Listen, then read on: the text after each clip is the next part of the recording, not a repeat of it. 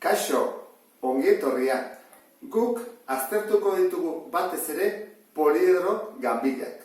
Ta zeintzu dira poliedro ganbilak? Beraien aurpegiak luzatzen ditugunean, ez dutenean beste aurpegi bat edo poliedroa ebakitzen. Adibidez, hau izango izateke ganbila. Eta ganbilak ez direnak, zein dira? Ahurrak. Adibidez, hau da, ahurra. Zergatik da ahurra? Hauetako aurpegi bat luzatzen badut, adibidez hau, ebakitzen duelako aurpegia, ondoko aurpegia edo poliedroa.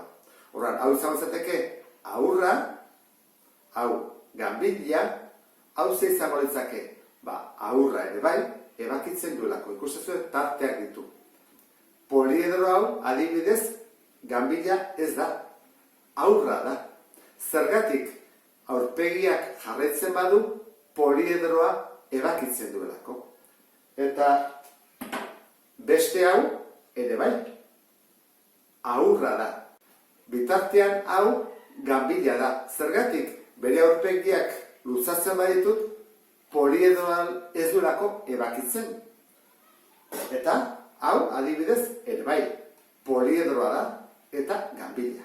Orduan, poliedroak ganbilak direnean Eulerren formula betetzen dute. Eta zein da formula hori orain gogoratuko dugu.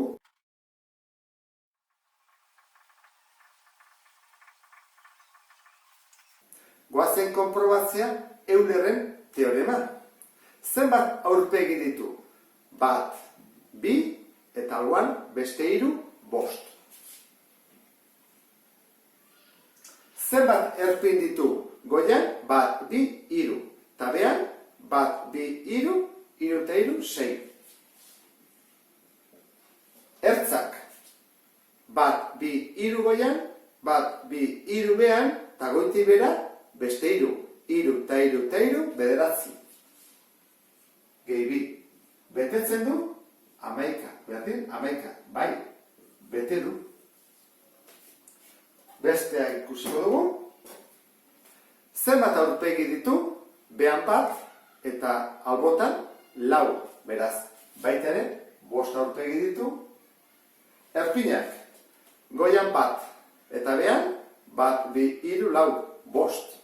Erpin. Goaz ikustea ertzak zenbat ditu. Goiti bera zenbat daude, 1, 2, 3, 4 eta behan 1, 2, 3, 4, 8 daude.